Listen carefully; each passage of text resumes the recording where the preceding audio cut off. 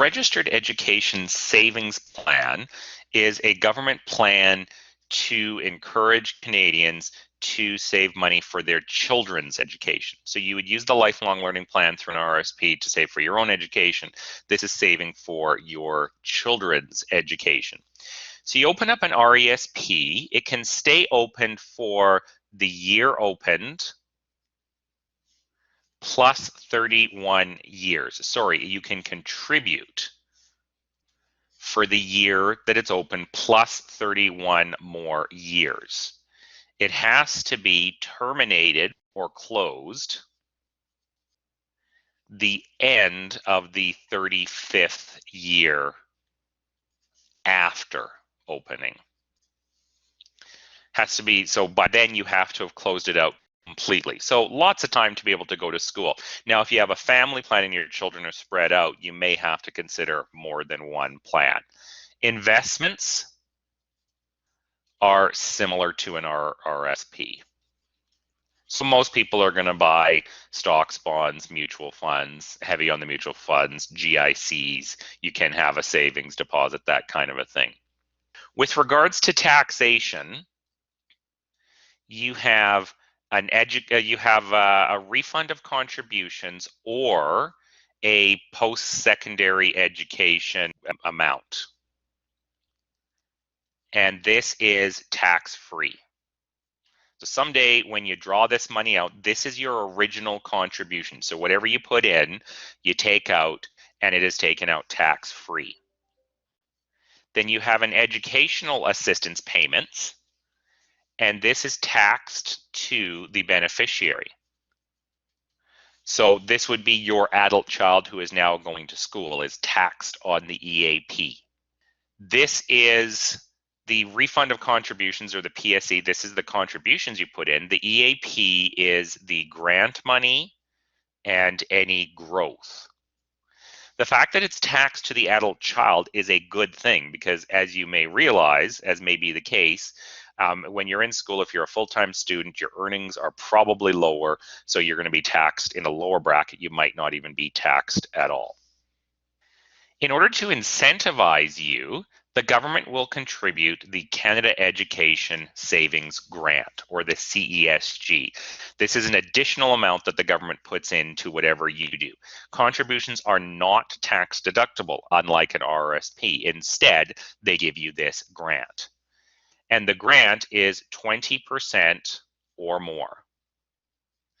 If your earnings are greater than approximately $95,000 family, then you'll receive the 20%. If your family income is greater than roughly $95,000, this would be approximately, then you'll get 20%, but you could get 30 or 40% on a portion. The RESP has no annual limit and a $50,000 lifetime limit. But the grants have a $500 annual limit or $1,000 if catching up. And I'll show an example to help explain how that's going to work. So even though there is no annual limit, practically speaking, you would not normally contribute more than $2,500 because that would get you the $500 grant, or $5,000 if you are playing catch up. The CESG is payable for beneficiaries who are 0 to 17 years old, and it's the calendar year. So the calendar year the beneficiary or child turns 17 is the last year they can receive the grant. So they can receive it for 18 years because the year they're born counts. You do have to have a social insurance number. There are special rules for the year that a beneficiary turns 16 and 17. In order to receive grant in those years, there has to have been a minimum amount of contributions made to the plan in previous years. And that minimum amount is either $100 in 4 separate years, or a total of $2,000 in previous years. If by December 31st of the year they turn 15, you have contributed a total of $2,000 to the plan, then you're good to go.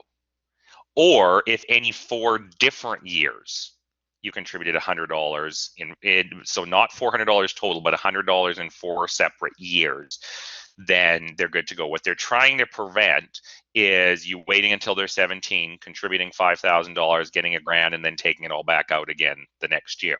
You can still do that, but you have to have contributed previously.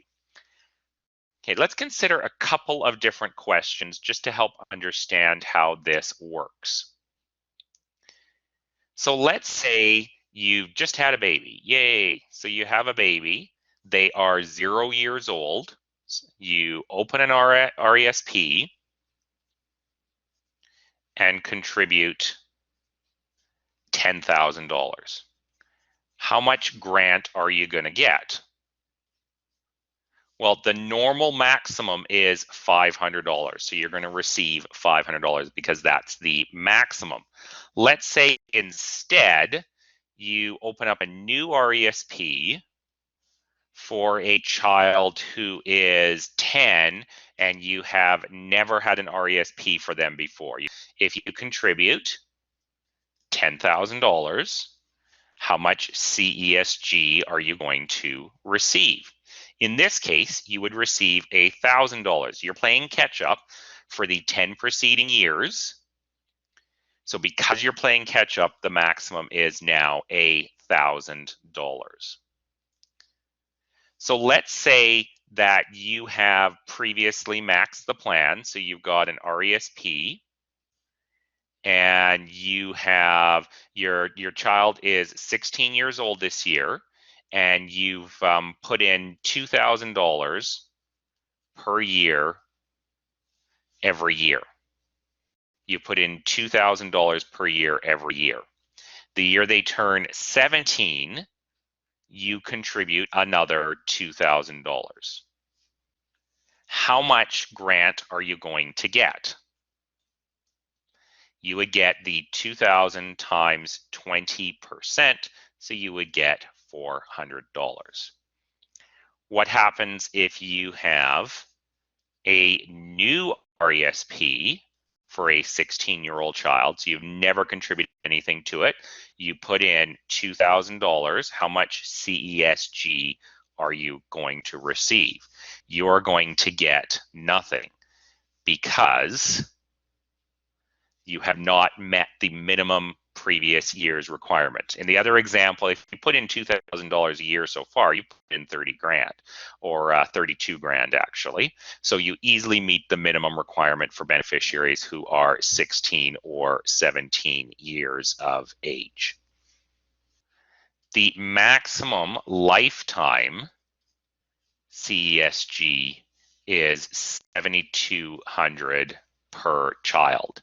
So if you put in $2,000 a year, you'll get $36,000 in contributions times 20%. You'll get the maximum $7,200 per child by contributing $2,000 a year. If you can contribute $2,500 a year instead, and you will reach that maximum before they age out of the plan. So you'll stop contributing before they turn 18 because you'll have already maxed out your government grant.